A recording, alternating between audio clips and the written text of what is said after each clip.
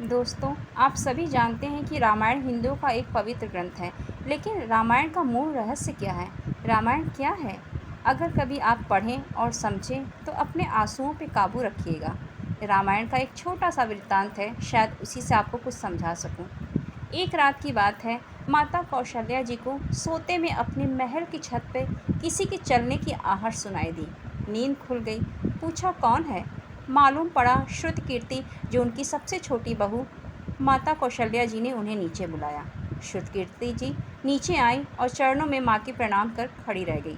माता कौशल्या ने पूछा, श्रुति, इतनी रात को अकेली छत पे क्या कर रही हो बेटी? क्या तुम्हें नींद नहीं आ रही है? शत्रुघ्न कहाँ है? श्रुतकीर्ति की आंखें भर आई। माँ की छाती से चिपक कर बोली, माँ, उन्हें देखे तो 13 वर्ष हो गए। उफ! कौशल्या जी का हृदय काँप कर छटपटा गया। तुरंत आवाज़ लगाई, सेवक दौड़ आए। आधी रात ही पालकी तैयार हुई। आज शत्रुघ्न जी की खोज होगी।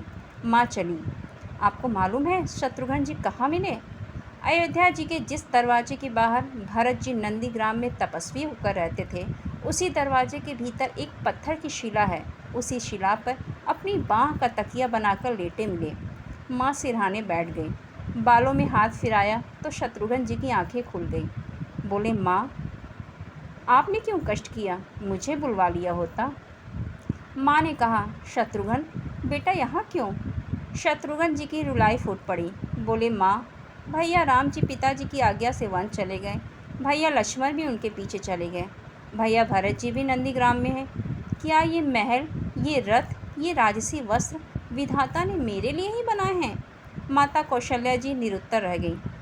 देखो, क्या है ये राम कथा? यह भोग की नहीं दोस्तों, त्याग की कथा है। यहाँ त्याग की ही प्रतियोगिता चल रही है और सभी प्रथम हैं। कोई पीछे नहीं रहा। चारों भाइयों का प्रेम और त्याग एक दूसरे के प्रति अद्भुत, अभिनय और अलौकिक है। रामायण जीवन जीने की सबसे उत्तम शिक्षा देती है। भगवान राम को 14 वर्ष का वनवास हुआ तो उनकी पत्नी सीता मैया ने भी खुशी खुशी वनवास स्वीकार कर लिया। परंतु बचपन से ही बड़े भाई की सेवा में रहने वाले लक्ष्मण जी कैसे राम जी से दूर रह सकते हैं?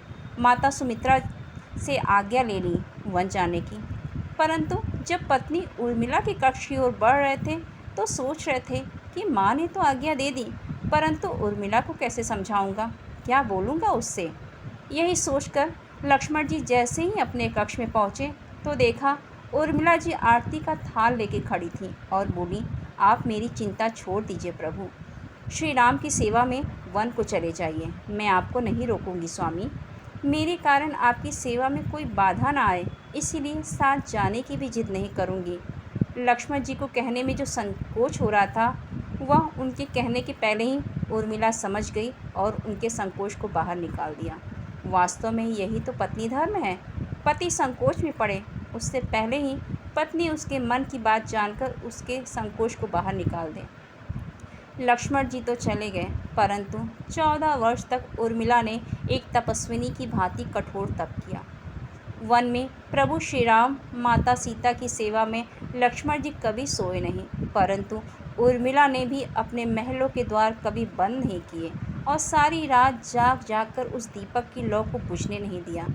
मेघनाद से युद्ध करते समय जब लक्ष्मण जी को शक्ति लग जाती है और हनुमान जी उनके लिए संजीवनी का पर्वत लेके लौट रहे होते हैं, तो बीच में जब हनुमान जी अयोध्या के ऊपर से गुजरे तो भरत जी ने उन्हें राक्षस समझ कर बाण मार दिया और हनुमान जी नीचे गिर जाते हैं।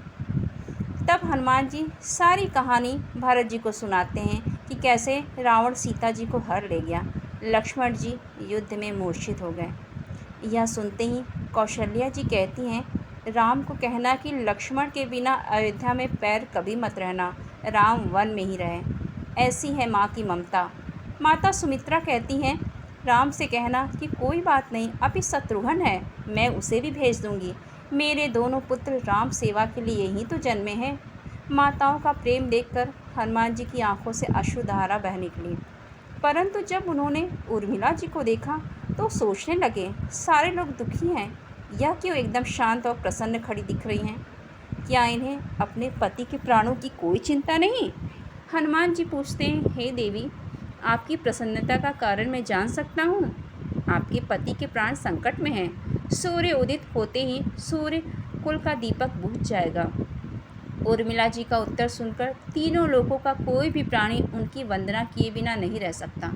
उर्मिला बोली, मेरे दीपक संकट में नहीं हैं, वो बुझ ही नहीं सकते। रही सूर्योदय की बात, तो आप चाहे तो कुछ दिन अयोध्या में ही विश्राम कर लीजिए, क्योंकि आपके वहाँ पहुँचे बिना तो सूर्य उदय हो ही नहीं सकता। आपने कहा कि प्रभु श्री राम मेरे पति को अपनी गोद में लेकर बैठे हैं। जो योगेश्वर प्रभु श्री राम की गोदी में लेटा हो, काल उसे छू भी नहीं सकता। यह तो वो दोनों लीला कर रहे हैं। मेरे पति जब से वन में गए हैं तब से वो सोए कहाँ। उन्होंने न सोने का प्रण लिया था, इसलिए वे थोड़ी देर अपनी भाई की गोदी में विश्राम कर रहे हैं। जब प्रभु की गोद मिल गई तो थोड़ा ज़्यादा विश्राम हो गया, उठ जाएंगे। और शक्ति मेरे पति को तो लगी ही नहीं, शक्ति तो प्रभु श्री राम जी को लगी है। क्यों? क्योंकि मेरे पति की हर श्वास में राम है, धड़कन में राम, उनके रोम रोम में राम है, उनके खून की बूंद बूंद में राम है। और जब उनके शरीर और आत्मा में ही सिर्फ राम है, तो शक्ति राम जी को ही लगी, दर्द राम जी को ही हो रहा है। इसलिए हनुमान जी, आप निश्चिंत होके जाएं, सूर्य उदय हो ही नहीं सकता। राम राज्य की नींव जनक जी की बेटियां ही थीं, कभी सीता तो कभी उर्मिला। भगवान राम ने तो केवल राम राज्य का कलश स्थापित किया, परंतु वास्तव में राम राज्य इन सबके प्रेम, त्याग, समर्पण और बलिदान से ही आया। जिस मनुष्य में प्रेम, त्याग, समर्पण की भावना हो, उस मनुष्य में ही राम बसता है। कभी समय मिले तो अपने वेद, पुराण, गीता, रामायण को पढ़ने और समझने का प्रयास कीजिएगा। जीवन को एक अलग नज़रिए से देखने और जीने का ज़रूर मिलेगा। दोस्तों, आपको मेरे द्वारा सुनाए गए रामायण का यह मार्मिक चित्रण कैसा लगा, कमेंट्स बॉक्स में ज़रूर लिखिएगा।